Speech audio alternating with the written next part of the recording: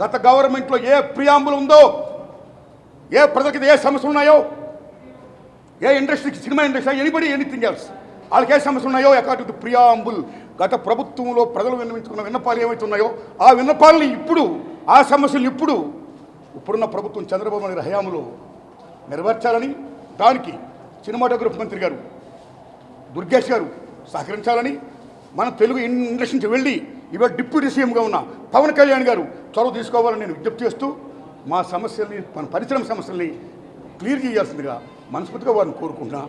బాలకృష్ణ గారు ఎవడు అడగలేదు అని చెప్పడం అనేది వారు తెలిసింది వారు చెప్పారు. అది కరెక్ట్ కాదు. చిరంజీవి గారితో పాటు మనం చాలామంది వెళ్ళాం, అది అందరికీ తెలుసు.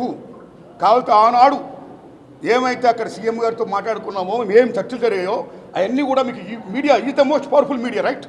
మీడియాలో చూడండి మీరు ఏముంది జరిగిందో, దట్ ఈజ్ సత్యం, అది చూడండి. సో బాలకృష్ణ గారు తెలిసి ఉండొచ్చు, తెలియపోవచ్చు అని చెప్పారు. సో నేను బాలకృష్ణ గారి గురించి మాట్లాడదలుచుకోవాలా.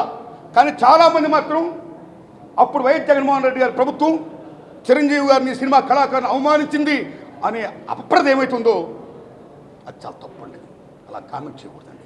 No body have no right to assassinate other characters.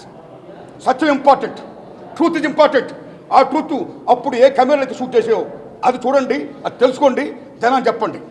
భారతదేశంలో సామాన్యుడు కూడా వినోదం మంచిది కేవలం సినిమా. మహాతల్లి సినిమా, సామాన్యుడు కూడా వినోదం మంచిది. అలాంటి వినోదాన్ని కాస్టిమైన్ చేయొద్దు అని మేము అందరూ విజ్ఞప్తి చేస్తాం. చాలామంది విజ్ఞప్తి చేస్తారు, కోర్టు కూడా వెళ్తున్నారు.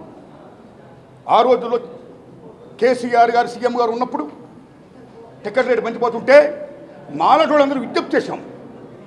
మా విజ్ఞప్తిని మన్నించి కేసీఆర్ గారు అప్పుడు టికెట్ రేటు పెంచలా. కానీ తర్వాత అదే గవర్నమెంట్లో కొద్దిమంది వెళ్ళి ప్రొడక్షన్ కాస్ట్ ఎక్కువైపోతుందండి, టికెట్ రేట్స్ కన్నా పెంచకపోతే మేము కోలుకోవడం కష్టం అని కొన్ని విజ్ఞప్తి చేయడం వల్ల మళ్ళీ అగైన్ టికెట్ రేట్లు పెంచారు. అప్పుడున్న గవర్నమెంట్ కూడా పెంచారు. తర్వాత ఇప్పుడు రేవంత్ రెడ్డి గారి గవర్నమెంట్ వచ్చింది. రేవంత్ రెడ్డి గారి గవర్నమెంట్ వచ్చిన తర్వాత అగైన్ ఈ టికెట్ రేట్ పెంచడం అనేది స్టిల్ గోయింగ్ ఆన్. ఇది కరెక్ట్ కాదు. ఎందుకంటే టిక్కెట్ల రేట్లు పెంచేది కేవలం హీరో అభిమానుల కోసం, ఆ ఒత్తిడిని తట్టుకోలేక ఒత్తిడిని తగ్గించడం కోసం, కాస్ట్ని పెంచుకోవడం కోసం, కాస్ట్ని రీకాల్ చేసుకోవడం కోసం పెంచుతూనే ఉంటున్నారు. హీరో అభిమానులు కూడా తల్లిదండ్రులు ఉంటారు, హీరో అభిమానులు కూడా పేదవాళ్ళు ఉంటారు. ఒక్కొక్క టికెట్ 1000 రూపాయలు అయితే ఎలా కొంటారు టికెట్లు? ఎక్కడ అప్పుసుప్పులు చేస్తారు? ఏమేమిపోతాడు ప్రేక్షకుడు? ఎంత భారం మోపుతున్నారు? అది కరెక్ట్ కాదు. ఇవాళ మళ్ళీ చెప్తున్నాను మిత్రులారా, మీరు నమ్మండి, మన తెలుగు చలనచిత్ర పరిశ్రమలో ఫస్ట్ లవ్ కుష్ తీశారు. That is the biggest hit in India in Telugu.